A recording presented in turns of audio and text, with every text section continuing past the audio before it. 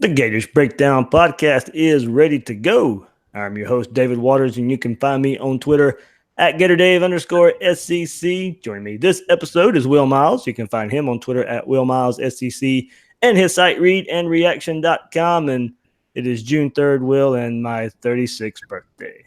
Yeah, man, I would sing happy birthday to you, but I think that would get everybody to turn off the podcast before we finished it. So instead, I'll just say happy birthday, a healthy, happy 36, and we won't talk about how much younger you are than I am. Oh, okay. No, we won't have to go there. But, hey, I do have a surprise for you as well. The good folks at Gator Kicks, thegatorkicks.com, they noticed when you mentioned they didn't have your size of the Jordan Retro 4s, they didn't send last year's version for you. So there we go. Show them off on the YouTube version now. Hey, I got to tell you, man, that's a good sponsor right there who listens to the podcast and responds to their fans. So, that's right. So there you go. I have the box. I'll send them your way. And this is a huge shoe, by the way. Well, that I won't even comment on what that means about other things, but it means you have big socks. It does. That's exactly what it means. But hey, I appreciate that. That's pretty cool. I didn't expect that at all. And we've had that in the works. We've had that in the works for the last week or so. Well, everybody go check them out and certainly throw some business their way if you have the opportunity. Yeah, thegatorkicks.com. Like I said, you can get the Jordan Retro 4 version of the shoe there. So thegatorkicks.com if you want those. You go back a couple weeks ago and you can check them out when I was showing them off on the podcast. So there you go, Will. You got you a pair of Jordans. Well, this is good. I'm sure that the guys at work when we go play basketball are going to give me some weird looks, but it'll be fun. It'll be fun. It's good to rep the logo. All right, so Will and I will be diving into the talent on Florida's roster, kind of continuing our look from the Athlon and Lindy's preseason magazines. We had a loaded episode last week, and we were going to get to that part last week. We weren't able to get to it, so we saved it for this week, and kind of in relation to also the recruiting and the way that's going for Florida and the talent there as well. But remember, before we get there, you can find Gators Breakdown on news4jax.com/Gators Breakdown. You'll find all the Gators Breakdown episodes as well as articles from the News for Jack sports team. Last couple of episodes of Gators Breakdown have been really good. A lot of look into Felipe Franks and our first look into preseason magazines. So a lot of that info is not dated. So want to check those episodes out, go back and listen there. You can catch it also on iTunes, Google Play, YouTube, Spotify. When using those services, please share, rate, and review the show. You know what? I just said iTunes. iTunes is going away. I got to say Apple Podcast now, Will. There's no such thing as iTunes anymore. You've outlasted it, Dave. Yeah. And catch the podcast on social media. Follow Gators Breakdown on Twitter and Facebook at Gators Breakdown. So as I mentioned, finishing up our look at the preseason magazines, and this will feature a look at the talent on Florida's roster and the unit rankings. I always get a kick out of these as well when the preseason magazines go out there and they rate each offensive unit, each defensive unit. So we'll start with the Athlon magazine here, and they have the quarterback position for the University of Florida 4th overall. That is behind Alabama at number 1, Georgia at number 2, Texas A&M 3rd. And we've when we went and discussed Felipe Franks a couple of weeks ago, we knew that they had him slotted as the 4th best quarterback in the SEC. But if I'm looking at this as a complete unit, I'd have Florida ahead of Georgia at least. And Jake Fromm goes down. There's nothing there. Maybe you call it a wash because Fromm is the 2nd best quarterback in the SEC behind Tua. But I mean, as far as depth goes, I like Florida's depth. I mean, if they had to go to Emory Jones, they had to go to Kyle Trask, I feel better about what Dan Mullen could do with the offense than what Georgia would have to do with their offense if Fromm goes down. So if we're looking at depth, even with Texas A&M, probably ahead of Georgia. Yeah, I mean, I take more umbrage with Texas A&M than I do with Georgia there. But we talked about how I feel about Mond a couple of weeks ago, so I'm not sure their starter's really all that good. And then I'm not entirely clear who's behind them at A&M. I think this is reflective, though, of sort of what the ceiling versus the floor for Franks is. I mean, Fromm has put up 2 straight years where he's been very good to excellent, right? He hasn't been as good as Tua, but he has been a very, very good quarterback. And you figure if you get that, like, you know what you're getting when you look at Jake Fromm, assuming he can stay healthy. I think people who really haven't spent a whole lot of time looking at the Florida program say, well, we're either getting good Felipe Franks or bad Felipe Franks. And, that's true if you look at 2017 versus 2018. It's also true if you look at Georgia and Missouri last year versus Florida State and Michigan. So I can understand why someone from the outside would look at that and say, hey, we have to put him behind there just because of the inconsistency at quarterback. And, we've talked a little bit about those last 4 games, or actually pretty extensively about those last 4 games and what that means. And so, yeah, I think we're probably more comfortable with Franks than maybe some people who are a little bit further away from the program.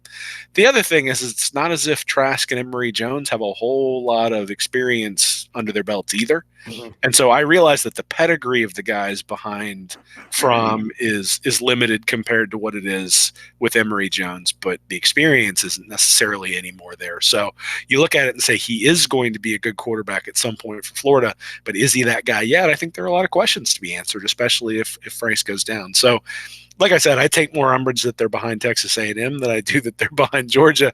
I understand why Georgia's where they are, but certainly if Fromm takes a helmet in the back, Georgia's going to have some holes to cover up. Yep, and I'll run through the rest of the offensive rankings. We can talk about those players as well. So they have the Gator running back core, 3rd in the SEC. Wide receiver and tight end, Will, 2nd in the SEC. 2nd in the SEC for the Gators wide receiver core and tight end group.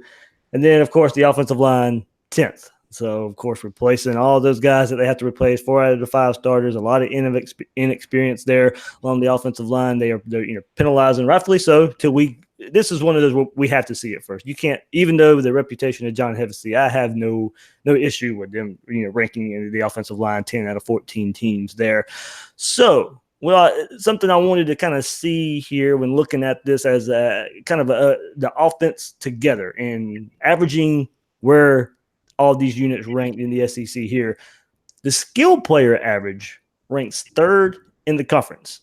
I think that says a lot to me there. When you take the Florida quarterback, running back, wide receiver, tight end, you would rank 3rd in the conference. The average comes out to 3 there. But once you add in the offensive line, the conference average goes to 4.75. So the offense as a whole and their average ranking is almost 5th in the conference there. So it really does back up a lot of what we say, a lot of what people already know out there.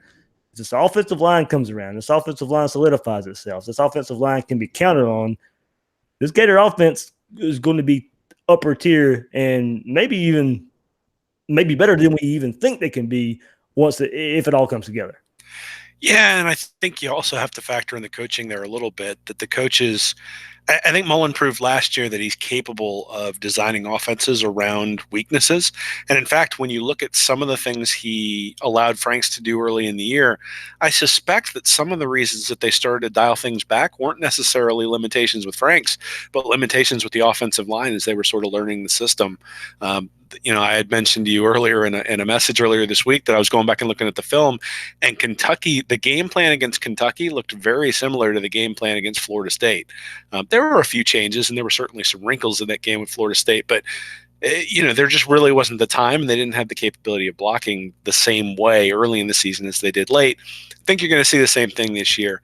The other thing I think we should note is the guys we probably want to look at on the outside are guys like Josh Hammond and Freddie Swain, because those are the guys who have shown the ability to block on the outside. And one of the things that Mullen did, particularly if you think about the Mississippi State game, all those bubble screens that he threw to the outside, well, that basically takes all the pressure off your offensive line and puts the blocking responsibilities on your wide receivers.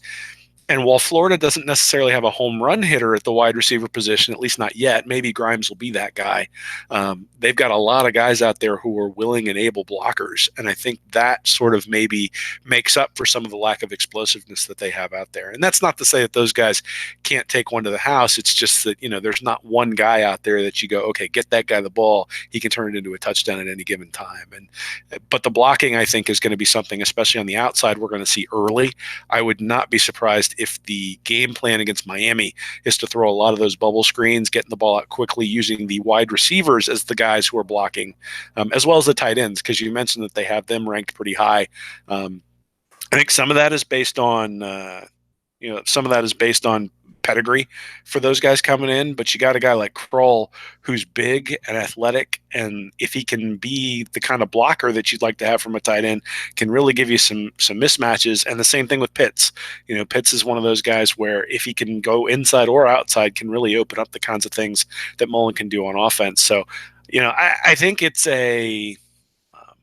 I think obviously things hinge on the offensive line. I tend to believe, though, that with Hevesy and Mullen, the teaching of Hevesy and the scheming of Mullen, I'm pretty comfortable with the way the offense is going to look. Okay, so what I wanted to do here is take a look and go back a year ago and what the Athlon magazine was saying of the unit rankings there, because besides this offensive line, besides Jordan Scarlett, it is pretty much the same offensive skill players that the Gators bring back this year. There were, maybe still some questions of who was going to be quarterback. Franks or trash. And I think we knew Franks was probably going to be the guy, but there was still some question out there. And how would Jordan Scarlett bounce back from a year off? And would Van Jefferson and Trevon Grimes assert themselves? And how would the guys who've been there under the system adapt to Dan Mullen? So go back 2018. They had the quarterback, Athlon had the quarterback position ranked 13th out of 14. So there was not a lot of belief, even Dan Mullen being hired and his reputation, that going into last year, the Gators had the 13th ranked unit in the SEC, 13 out of 14 at the quarterback position.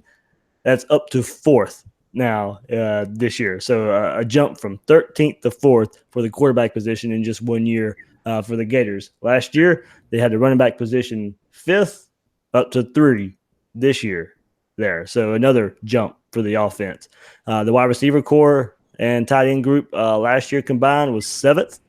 Well, 2nd in the SEC in 2019. So a 5-spot jump over kind of what they see this Gator offense doing. So a lot of improvement, especially in the skill position, as we mentioned. They had the offensive line 7th last year, which was probably fair going into last year. A lot of experience, but just not a lot of experience under Dan Mullen and John Hevesy. So, Will, I mean, just we've talked about it. We had a whole season's worth of podcasts about it and the improvement that the offense made. But the jump from 13th to 4th, and the jump from 5th to 3rd, and the jump from 7th to 2nd in the skill player spot for the Gators, it just really speaks a lot to what Dan Mullen was able to do in year 1. Yeah, absolutely, and I think it's reflective of we suspected that the Nussmeier-McElwain regime was subpar in terms of its ability to execute on the offensive side of the ball, and I think that was really sort of proven out last year that there were some things that McElwain did that I thought were decent. He went on 4th down an awful lot and gave his team some extra opportunities. Certainly when Greer was the quarterback, he was able to make the offense move a little bit. But the minute that his starting quarterback went down, then all of a sudden the offense struggled. Now you can say the same thing about Mullen, that he didn't have his starting quarterback go down last year, had Franks pretty much play the entire year. And there were some ups and some downs, but you could also see it when you look at the film. You can see adjustments that are made game to game. You can see them made half to half. You can see those sorts of things that we were really screaming for a couple of years ago and didn't see, and we saw those last year. And we didn't see 3rd and long play actions. Well, that was the first thing that we wanted to see. We didn't see stupid false start penalties and personal fouls and those sorts of things either, at least not nearly as much. So I think you look at it and say, from the, you hear a lot of people say they trust Mullen, especially when you're talking about recruiting. But I think when it comes to on the field, absolutely. I mean, the guy has proven that he can take talent that's less rated than other programs and be really, really good. The other thing is, so Football Outsiders has some numbers on offensive lines. I haven't had a chance to go back. I'm just sort of scrolling through them here when I've got a spare minute. But you go back, they only have it back to 2014. But 14, 15, 16, and 17, Mississippi State looks really, really good on the offensive line in terms of their ratings in all 4 of those seasons. And I'm sure I'll be writing about that a little bit coming up. But so you look at the advanced metrics for offensive lines, and Mississippi State was very, very good. Florida was really bad in 2017 in those advanced metrics, and all of a sudden was good last year. So if you're going to say that's the weak link, Well, that maybe is the place where you would say that Mullen and Hevesy have a track record of showing that that should be the place where we trust them. That should be the place where we say, hey, these guys are going to be fine. Early in the year, maybe they got to protect them a little bit. But you also have to trust them to protect them, because I think they did that last year as well. Yeah, so that's why I want to head to Lindy's right quick. And there are some differences there. Not as high on the Gators in some spot and much higher on the Gators in another. They dropped the quarterback position one spot to fifth. They have Missouri at third, so a lot of stock in Kelly Bryant for Missouri there. So Lindy's, yeah, a lot of belief in Kelly Bryant there. Will. Yeah, they like Bryant the way I like Burrow, I guess. Yeah. So let's see. Running backs, they dropped the Gators one spot there to fifth as well, behind Georgia, Alabama, Vanderbilt, Missouri, Florida. There. So Keyshawn Vaughn, we actually remember him very well last year before he got hurt in the Gator game. Was reeling off big runs against that Florida defense. The transfer from Illinois, I believe, there. So he comes back from for Vanderbilt. So I get that. I don't think they have the depth Florida has. I don't know. Keyshawn Vaughn. I don't really know what Vanderbilt has much behind him. There, Missouri's Larry Roundtree. There, another great back, I think, as well. But like I say, of course, I know Florida's depth much more than I know Vanderbilt and Missouri's, but that's one reason I probably would slide them ahead and kind of agree with the Athlon way of thinking and sliding them higher. The receivers, they also agree with Athlon, have the Florida receiver corps second, only behind Alabama in the SEC. So I just really think that says a whole lot. If the offensive line comes around, Franks gets time, and we'll see more results like we saw in the second half of Florida State in the second half versus the Michigan game. And we saw that passing game just really. I mean, Franks.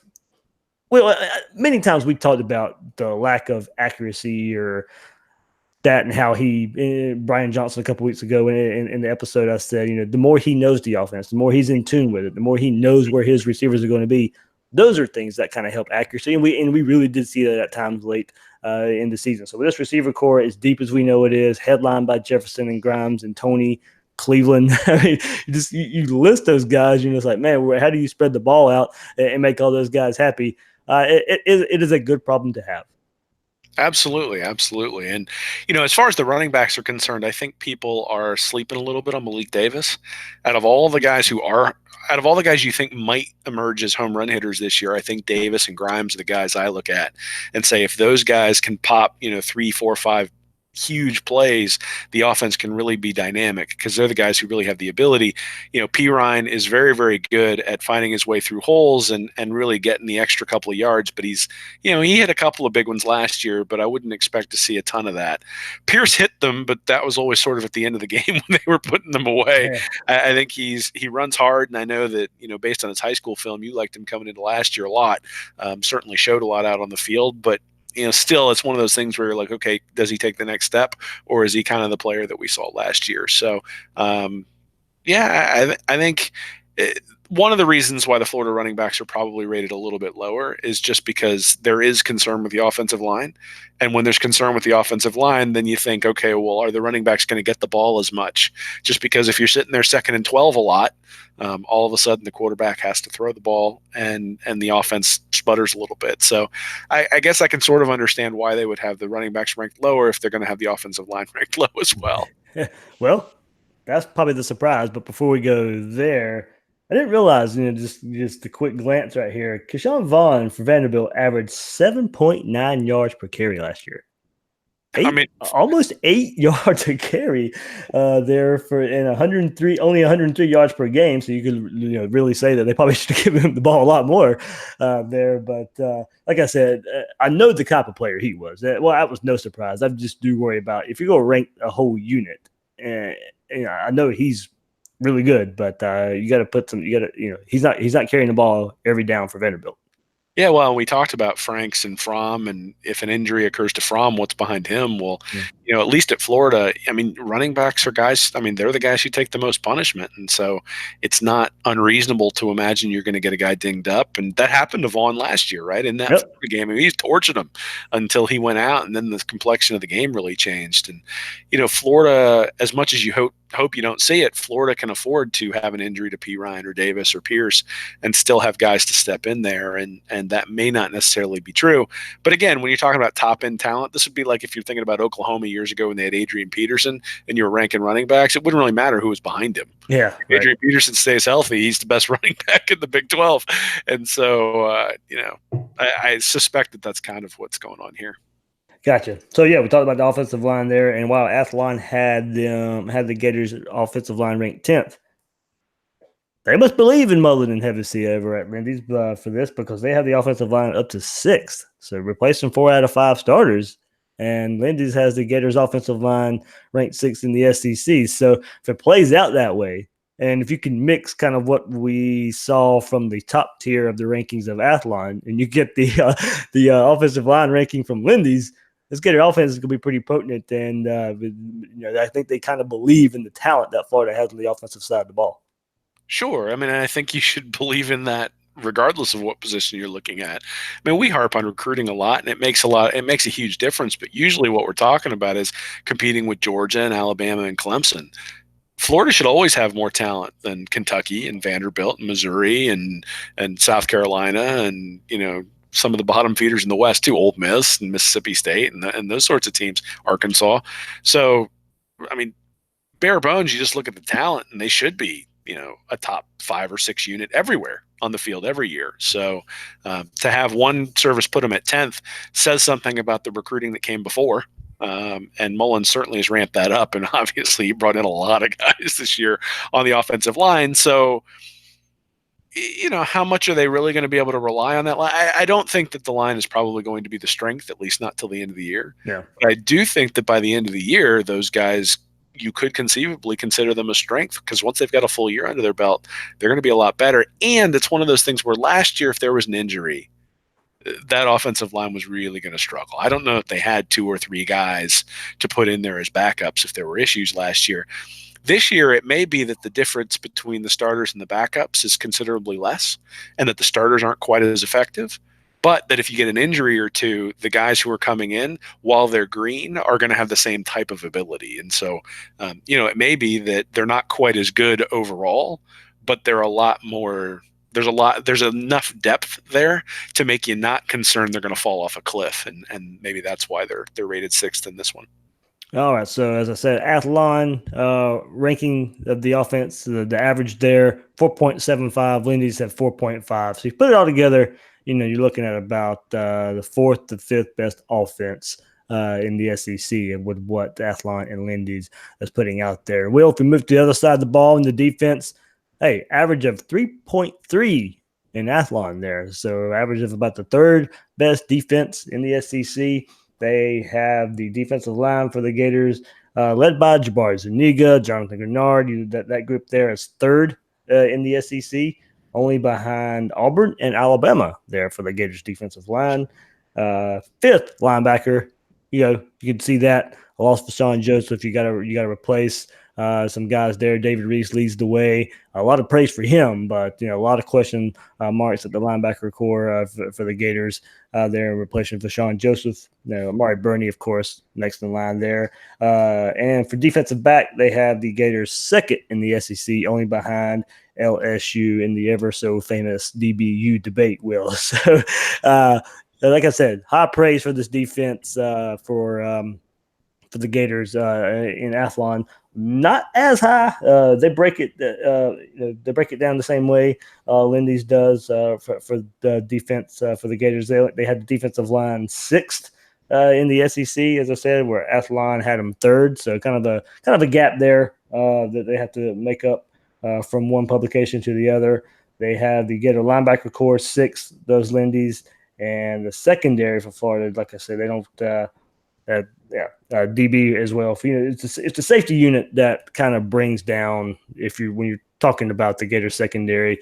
A lot of questions at safety there, and Lindy's has the Gators secondary 3rd overall behind LSU and Alabama. So No, not too big of a difference there for the Gators defense between the two publications, and the biggest question coming at the linebacker position. Yeah, that's interesting. I think the biggest question is probably at defensive tackle. I mean, that's a space where I haven't, again, we talked about injuries with the offensive line. I think the same thing holds true for the defensive line. If something happens to Schuler or if something happens to Slayton, who's stepping in and who's really going to occupy that space.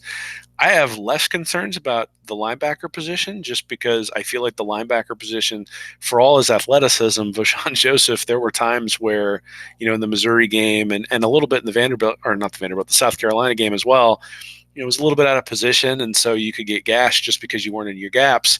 Amari Burney, from all reports, has been very, very good sort of coming into that role, and so I suspect that speed is really going to make a difference, and that the linebackers, especially once you get into the season a little bit, are going to be better than most people expect. And then, I've been high on Donovan Steiner for a while now, and I know that there's a there's a contingent out there. There's a desire for people to find somebody, with a higher star rating or who's better. And I think there's really value to having somebody who knows where he's supposed to be and is the quarterback of the defense back there. And yeah, there are times where he's going to get beat, but there are times where Trey Dean got beat. There are times where, CJ Henderson got beat. And it's just a question of, are you in the right place at the right time? And that's one of the reasons why he played last year. And so again, anytime you're behind Alabama, I don't think it's really necessarily that big of an insult, particularly with Wilson coming off the injury, right? So if Kaiir Elam comes in as lights out and Marco Wilson is back healthy, then I think the defensive back core probably ends up ranked higher, and certainly has maybe the highest upside, right? If Wilson and Henderson end up being all SEC corners, and you got Dean roaming at the star, I think you're doing pretty well. But I can understand where there are some concerns there. But again, I'd probably be less concerned about linebacker and more concerned about DT. Yeah, I mean, you go back to the defensive back position and the safety position. As I said, that's where that's definitely where the question comes in when you're looking at the secondary, because you have a lot of faith in CJ Henderson. You have a lot of faith in Marco Wilson if he's able to come back from his injury and what he showed his freshman year. You have a lot of faith in Trey Dean and being able to roll into that star position and take over for Chauncey Gardner-Johnson. But can Brad Stewart stay on the field? And if it's not him, is it Jawan Taylor, who's a steady player as well, but he doesn't have that play-making, difference-making ability that I think Brad Stewart had showed in that crazy interception over a Tennessee receiver and the game-sealing interception versus LSU. And then is it? You mentioned Donovan Steiner. Do we finally see a player like Sean Davis who had some high praise, but never, as we said, not able to get over the field over Donovan Steiner in a consistent basis? So when you're looking at why the secondary is behind LSU or is it behind Alabama, is mainly because of that safety position. And yeah, I agree. You go and look at that defensive tackle position, and you got Kyrie Campbell, who's a steady. But him and Schuler, when they were able to, it was a nice surprise to see those guys being able to come in and fill in for Conleth and Slayton, the guys who were pegged to be the starters, struggled in the first few games of the season, and then that pair come in and actually ended up playing better. You were at least going to hope they could play the same, or kind of live up to the billing of what we saw. But I remember the Tennessee game where Adam Schuler, and it would kind of bum rush into the backfield, and it was able, and CC Jefferson held the edge to get that safety versus Tennessee early on in the game. And that was because of a player like Schuler coming in and making a difference early on in the season when the two starters that we thought weren't really getting the job done. So I do think, yes, the questions are defensive tackle. I still would like to see the step up that I still think the upside, besides Schuler, I'm a big Schuler fan. I think he is a difference maker. But if Slayton and Conleth actually live up to the billing, then the games against Georgia where they're kind of trying to steal the game away with some late runs, those are guys you're really going to count on to really make a difference, and if they live up to the kind of players that we think they could be to begin with. Yeah, I think there's something else that I'm really interested to see this year too, which is that everybody last year was in the first year in Grantham's system. And we talk about that with Felipe Franks all the time, right? That it's his first year in in Mullen's system, and certainly Mullen's system was very, very different than Jim McElwain's. But you don't get much different than going from Randy Shannon to Todd Grantham. I mean, Grantham's a 3-4. He's got people coming from all over the place. His corners are on an island all the time. The safeties are on an island all the time. And, Randy Shannon was cover 2, linebackers dropping into coverage, 2 deep all the time. They couldn't stop the run, so he'd be a single high safety then at that point and drop Chauncey Gardner-Johnson down into the box, where he was then having to tackle guys who were way bigger than him.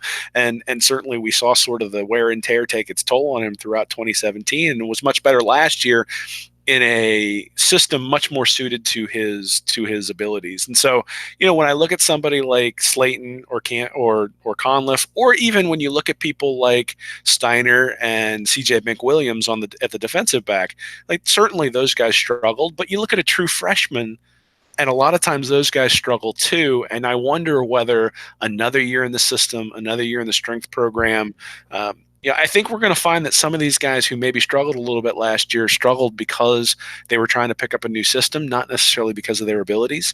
And I do suspect that we're going to see some guys step up in a way that maybe we didn't expect, just based on having an extra year in the system. And maybe even step up, Will, this just came to my mind, and step up in a way somebody like Jakai Polite did last year, where it was the right kind of system for him. And you go look at a player like Jabari Zuniga, who we saw have the talent, we saw have the potential. He would kind of feast his stats on the lower tier opponents before last year, but you pair him up with somebody like Jakai Polite, and he's taking so much of the attention. Then you have a player like Jabari Zuniga, who actually is getting lauded in a lot of these preseason magazines, and Lindy's actually labels him, Will, as the best pass rusher in the SEC. I don't know if I necessarily see that right now. I think he could have the potential to be as the overall package, but Lindy's has him labeled as the best pass rusher in the SEC. So there's the thought out there, and you team him up with Jonathan Grenard and what we think he can do, and the flash that he showed at Louisville, and being familiar. And there you go. You talk about the familiarity, him being familiar with already Todd Grantham's defense.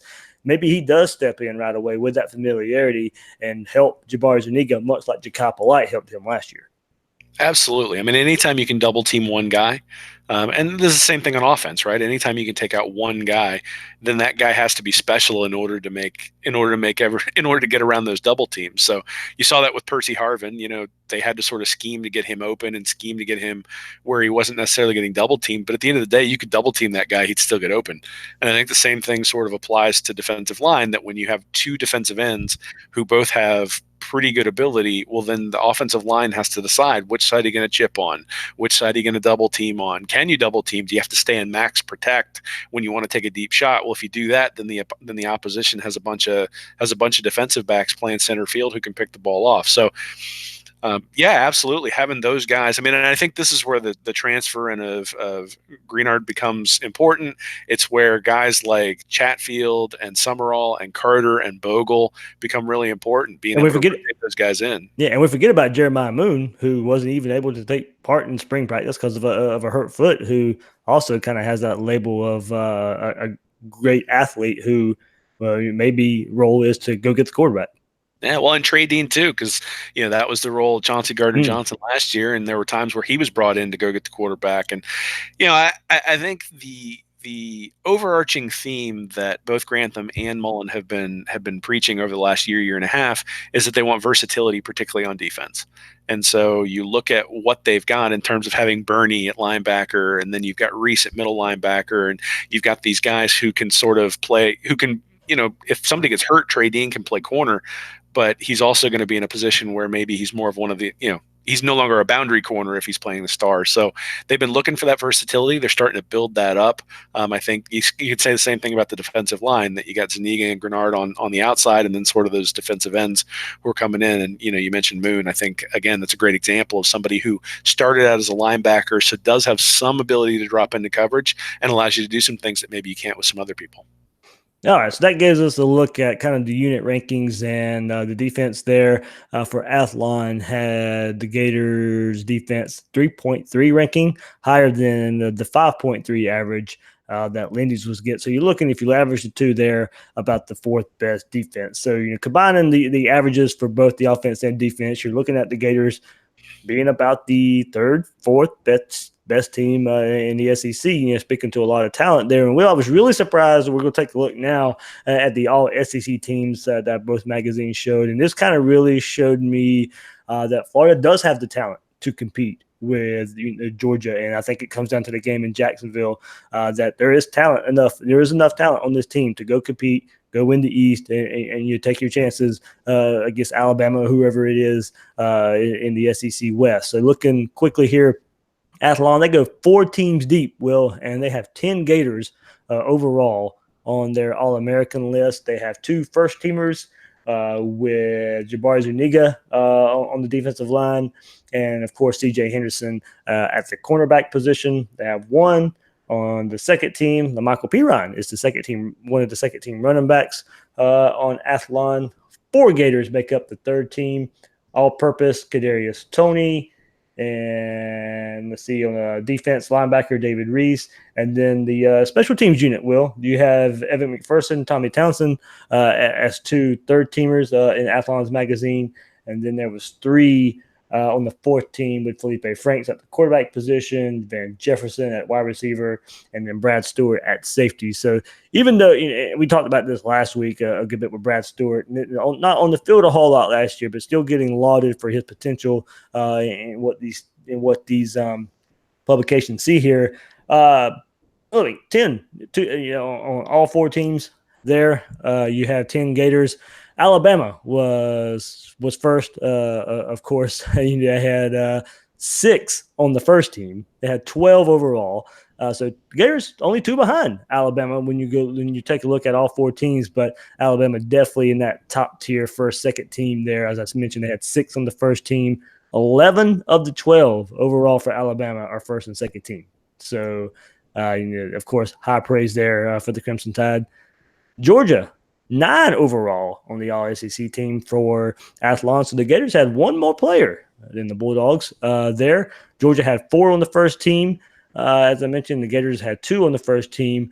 So the Gators are, only 2 behind Alabama, 1 ahead of Georgia overall in Athlon's All-SEC. Great company to be in there. LSU only 7 overall with Athlon's All-SEC. And surprisingly, Will, Auburn tied with the Gators with 10 overall in the All-SEC teams. So, you compare Auburn, Alabama, you kind of, yes, there's a talent gap. We know Alabama and the way they recruited and their machine, it is different.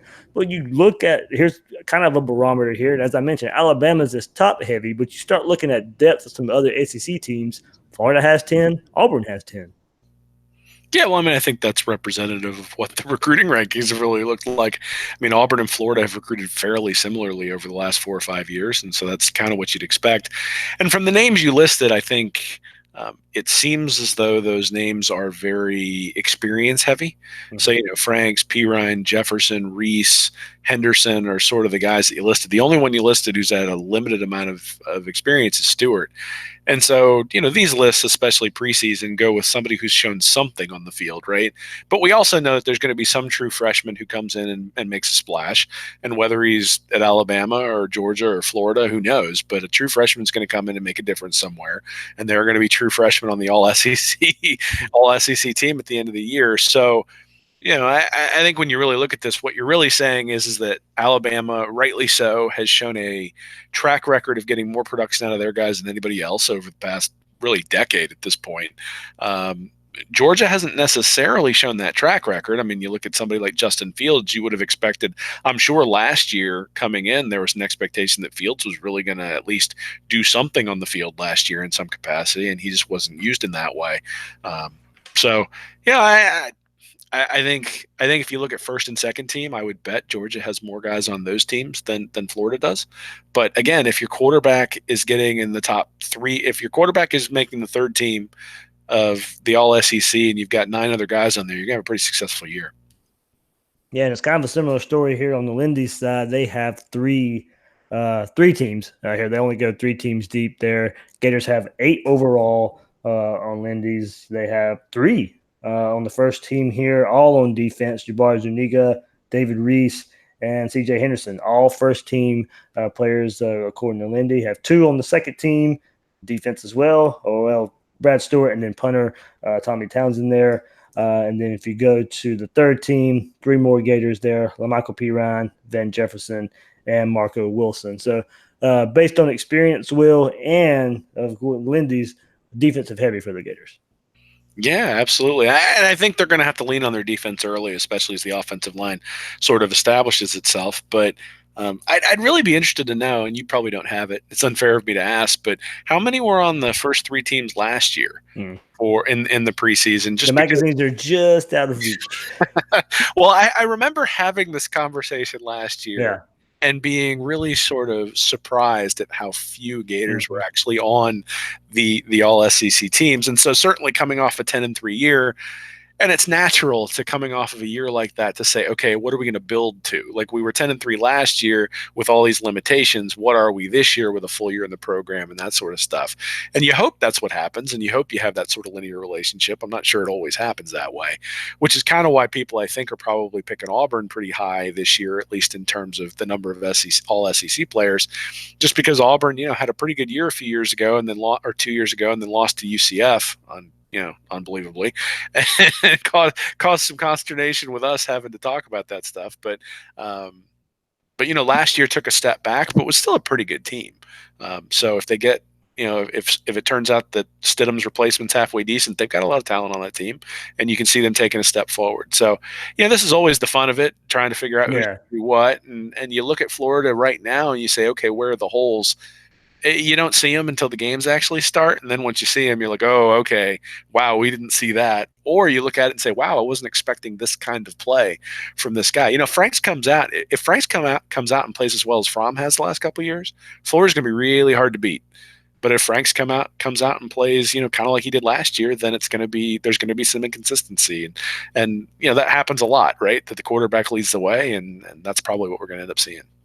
Yeah, and what this did looking at these all SEC teams is it really got me even more excited, and it kind of opened my eyes that there may be a little more talent on this Florida roster than I mean, look, these players that I've listed the last few minutes, I know they're good players, but comparatively speaking of what Alabama, Auburn, LSU, Georgia, Tennessee's bringing to the table, it kind of opened my eyes a little bit that there's more Gators on here than I really thought. To kind of finish out Lindy's here. They had 13 overall on the 3 teams. As I said, Florida had 8, Georgia 6 overall. So Florida, in another publication, more all SEC players than the Georgia Bulldogs here.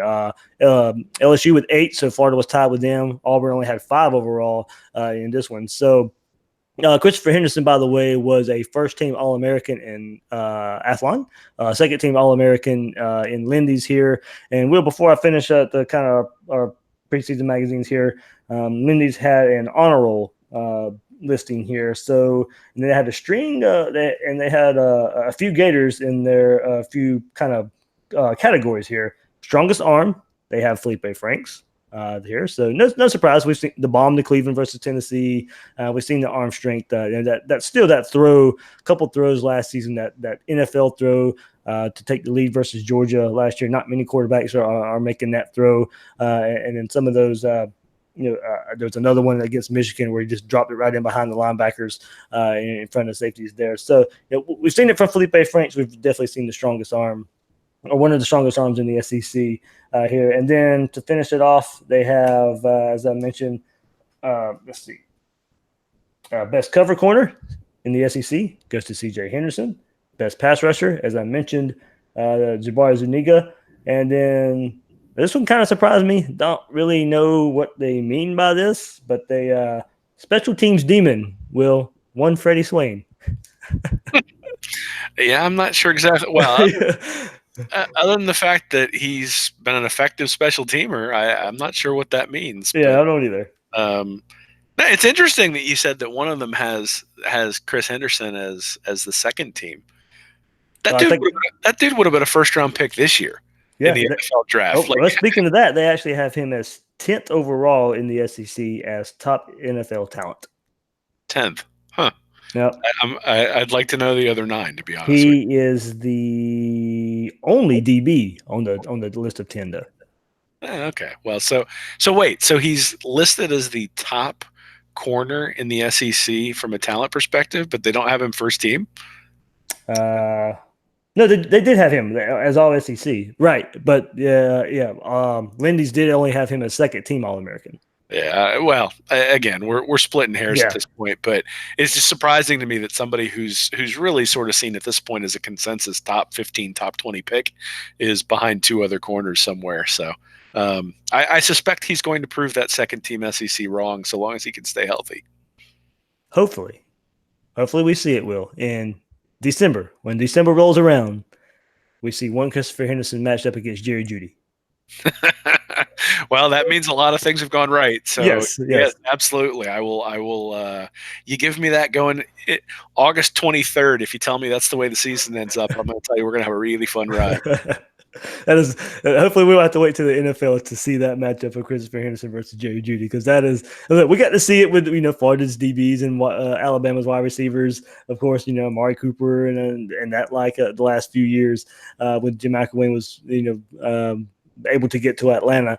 But that's one matchup I definitely want to see. So let's switch gears a little bit before we finish up this episode of Gators Breakdown. And you wrote an article about it on Read and Reaction, and kind of in reaction to Warren Brinson committing to Georgia over Florida this past weekend.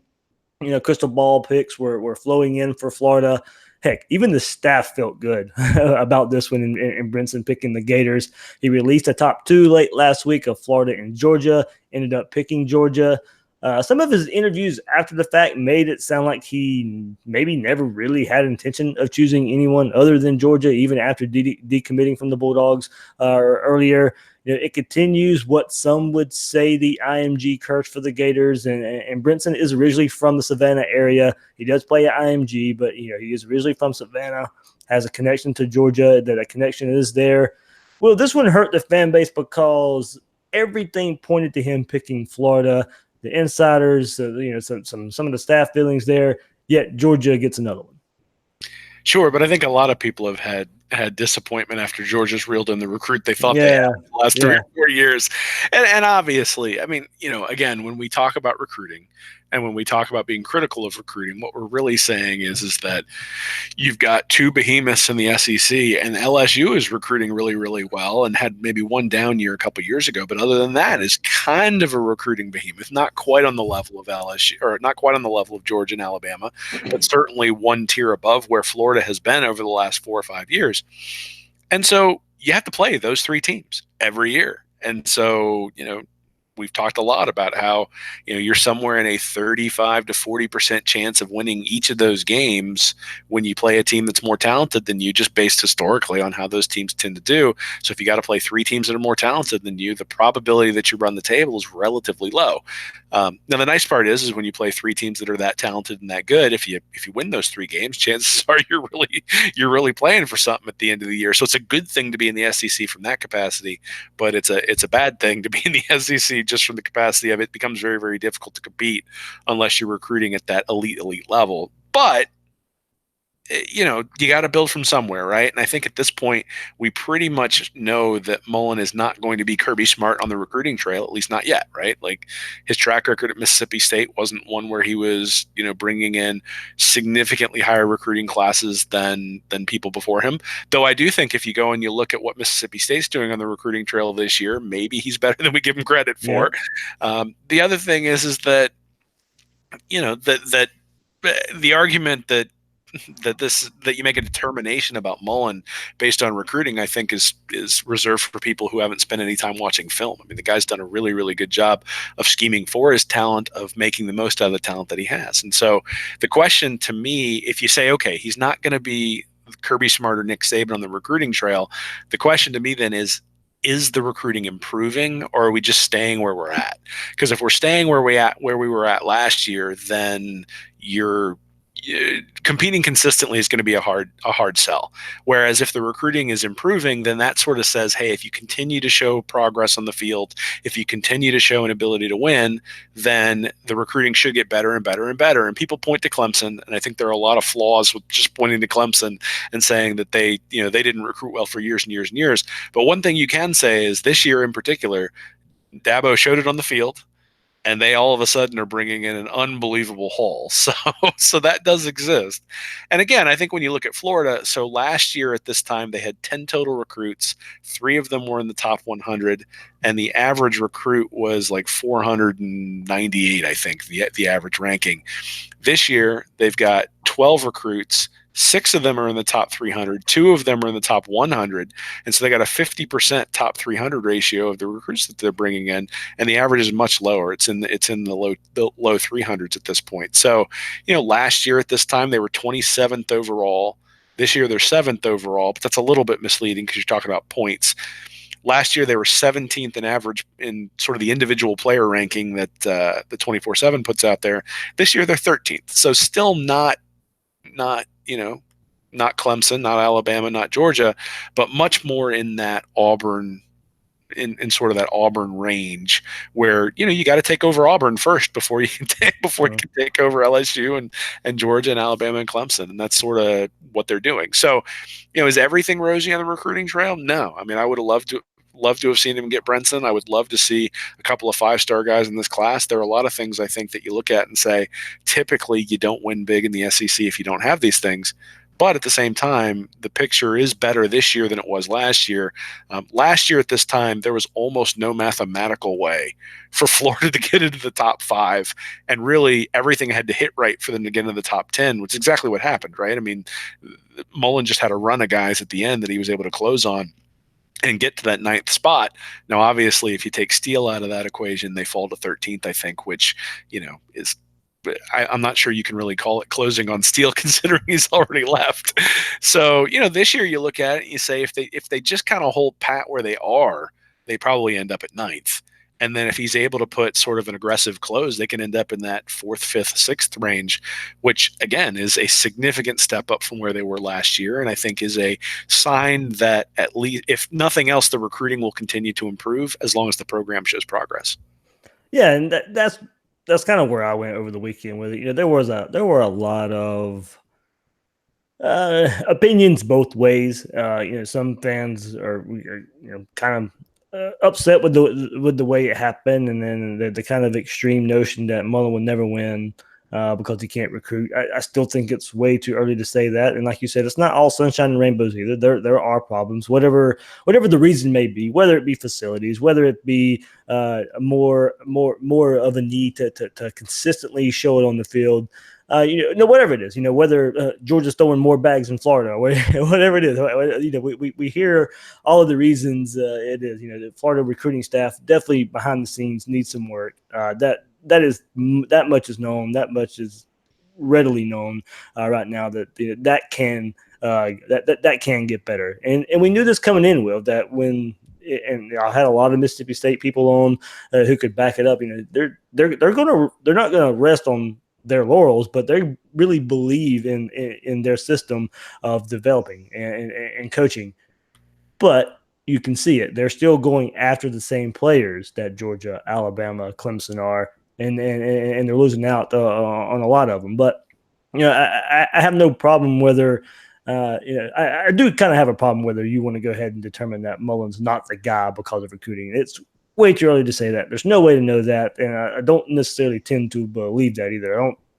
And my thing is, what does it mean that he's not the guy? Does it mean he's not the guy to beat Georgia? Is it not the guy to win the SEC? Is it a guy not to win the national championship? I don't know what the barometer is for a lot of the fan base, but there's also belief in Mullen, because of what he did in year one and what he did with McElwain's recruits, and Mullen has brought in transfers to help make a difference. But most of the playmakers on the team are still McElwain players that he has developed in one season to be considered, one of the SEC's best roster that we kind of, we just previewed here. And the preseason magazines believe that this roster is one of the 3 or 4 best in the conference and can challenge Georgia in the SEC East in 2019. So, while the recruiting isn't at the level of Georgia, Alabama, Clemson and such, let's not totally dismiss what Mullen may be able to do with a roster built with his players, rosters that have been built with better recruiting classes than what McElwain was bringing in, because that is what's happening. The recruiting class is better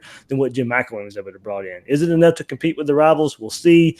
History says the recruiting needs to be near the top of the conference to consistently compete. But if he can continue to get the most out of the roster like we're seeing now, and granted, we need to see how the second year plays out, then there should be some confidence in that we're in good hands. Now, we've done it and we've had plenty of conversations about it. Not going to completely dismiss recruiting. I stand by the stars matter motto, but needing coaching and developing is a given. You can waste a lot of talent, and us Gator fans know that better than anybody. That you can waste a lot of talent, no matter what the recruiting rankings say.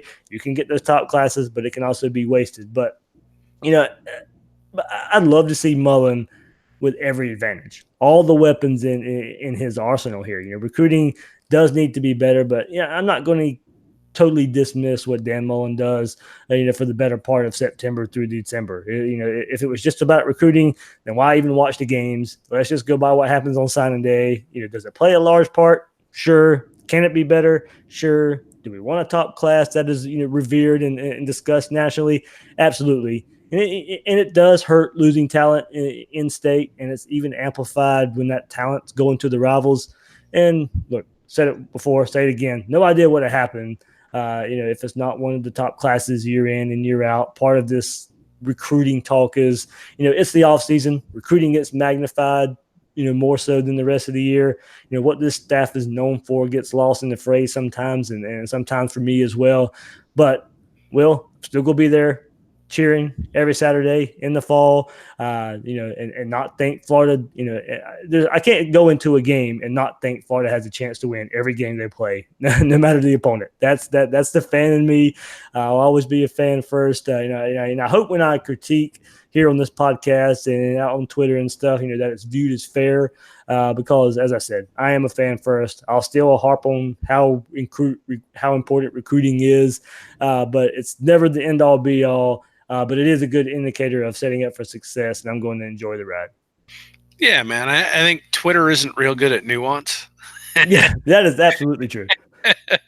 And so, how that we're doing the analysis right, or at least I hope how I know I'm doing the analysis right, is that when I write an article critical of Mullen's recruiting, I get killed. And when I write an article saying it's not as bad as everything that everybody's making it out to be, I get killed. And so that's how you sort of know that you're straddling the fence right. So, I mean, I guess, you sort of mentioned it, that how you see this is viewed by what you see as successful. And, the issue is that most coaches who have won the SEC championship have recruited a lot better than this, at least early on. But most coaches haven't been competing against Alabama and Georgia the entire time they've done that either, not only on the field, but for recruits. Now, again, I don't think there's anywhere, there are plenty of people who were critical of the Florida softball team for finishing 8th or, just in the top 8 last week for the Women's College World Series. That's a heck of a year. But, there are people who are going to look at that and say that's not good enough. And so that those same fans are going to look at, 5th or 6th in the SEC in recruiting and say that's not good enough. And to be honest, I'm one of them, because I don't think that it's necessarily good enough to compete at the level that Florida wants to compete at. But at the same time, who are you going to get who's better? I mean, you're not going to go hire Kirby away from Georgia. So, you got to compete with him. You got to go head to head. You got to try.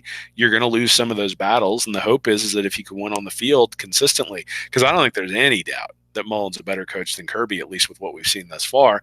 The other thing is, you mentioned that he's bringing in more talent than McElwain. So basically, do we think he's a better coach than McElwain? I think we'd say yes. Do we think his track record's better than McElwain? Yes. Is he bringing in better recruits than McElwain? Yes. So really, we would expect the results on the field to be better than what McElwain's were. And McElwain's results weren't terrible until he lost the team that 3rd year. So as long as Mullen's able to hold on to the team and everybody trusts him and believes in him, and everything we've seen has indicated that, I think Florida's going to be very, very good. The question is what is successful for you? And, Alabama doesn't beat Auburn every year. Nope. Auburn's played for the national championship since Saban's been there, and has won the SEC championship since Saban's been there. So it is possible. But if you want to be the big dog in the SEC, then you're going to have to recruit like those guys. But you got to walk before you run sometimes. Clearly, this is where Mullen is. And we can have discussions about what we need to see. But the reality is he's going to get 3, 4, 5 years to prove it. And I'm going to keep rooting for him regardless of what I've seen, because of some of the things I've seen on the field, and also, regardless of what we see from recruiting. Because, again, these are really good players. Like, this is not to denigrate the guys who were there. It's just that when you compare the roster of Florida to the roster of Alabama, at least in terms of how they were ranked in high school, there is a difference. And let's acknowledge that difference and then say, hey, if Mullen's able to win with these guys, he's done a really, really good job. Yeah, and I do go back. A lot of it, I did think it went too far with calling for Mullen's head right away. Just after one more commit, chose to not choose Florida. And I really don't try and harp on what people believe. Everybody's entitled to their own opinion, but there are some extremes out there, and way too early prognostication that he will not get it done. And honestly, I don't know in their mind what not get it done means, but I'll go back to last year and kind of the rebound from the year before. I had a lot of fun last year. Yes, Florida lost 3 games. Yes, Florida lost to Georgia, but it was a far cry. I still won't forget how I felt when Florida traveled to Starkville and Donovan Steiner gets a sack on that sack at the end of the game, and the pick 6 for Brad Stewart, and finally beating FSU and going to Atlanta and winning the Peach Bowl and having a good time with fans. It was fun again. Florida football was fun again, and hopefully that is something to build upon. Yeah, well, I mean, it's funny. After I picked against Florida last year, against Tennessee, and then Mississippi State, and then LSU, and got a lot of flack for it.